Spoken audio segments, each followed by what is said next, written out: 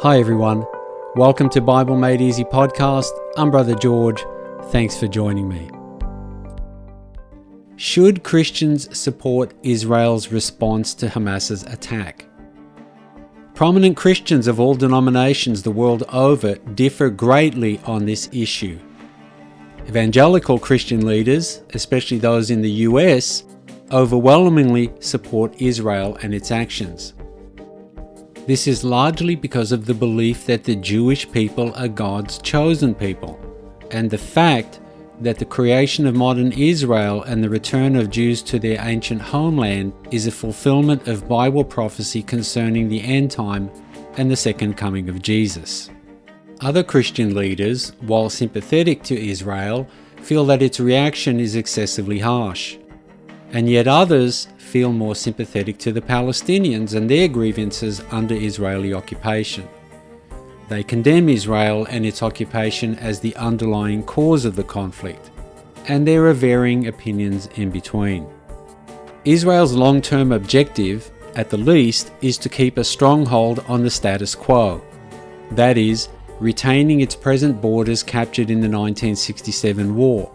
However, highly influential factions within the nation, particularly religious ones, dream of Israel returning to its heyday under the reign of King Solomon 3,000 years ago. This would mean reclaiming the whole of the ancient land promised to Abraham, which would include all of the Palestinian territories and even parts of neighboring Lebanon, Syria, Jordan, and Egypt. To this end, Israel, in practice, is gradually expanding settlements in Palestinian territories in spite of UN prohibitions and disapproval even from its most loyal partners, like US evangelical Christians. Religious and many secular Jews would also like to rebuild their temple on the very location now occupied by the Al-Aqsa Mosque in the old city of Jerusalem. This mosque is the third holiest site in all of Islam. All of this, of course, generates anger among the Palestinians, so they fight back, sometimes violently, with extreme factions on that side wanting to drive the Israelis completely out of the region and reclaim all the land for themselves. So what to make of all this? Well, the Bible has the answers, and you don't have to be a learned theologian to understand them. Let's look at what it has to say. While in Old Testament times God did have a particular calling for the Jewish people, this was not strictly limited to Jews alone.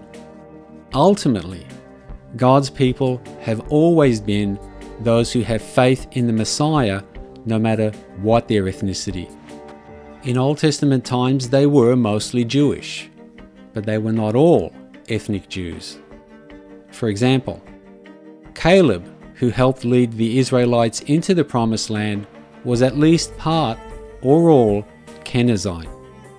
And Ruth, King David's great-grandmother and ancestor of Jesus, was a Moabitess. The multi-ethnicity of God's people was made more clear in the New Testament, which says, "There is neither Jew nor Greek, there is neither slave nor free, there is neither male nor female, for you are all one in Christ Jesus."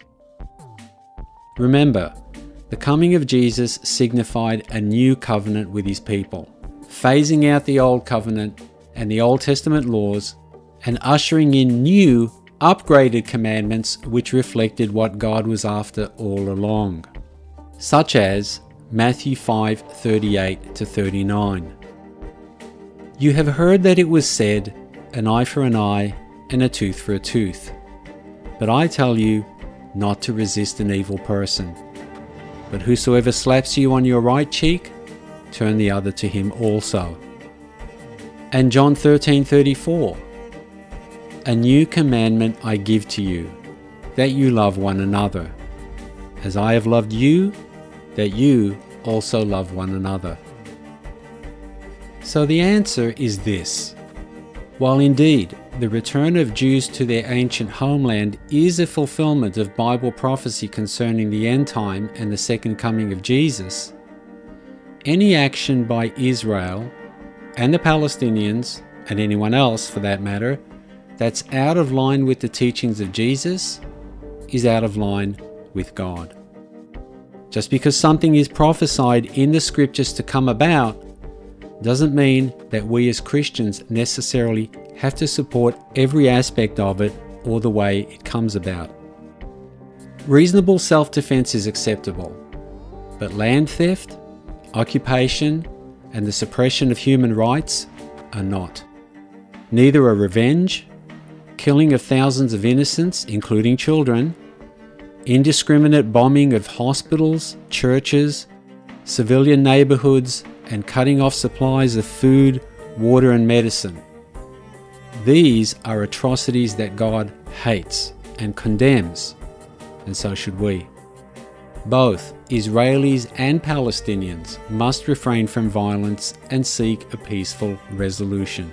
And it's in turning to Jesus and his teachings where they'll find the principles that will guide them. This would probably be a two-state solution with both Israelis and Palestinians living side by side, which is what most of the world is urging both sides to pursue. We should pray for God's mercy on the innocents, both Israeli and Palestinian. Thanks for watching. Please be sure to subscribe, like, and share. See you next time. Bye.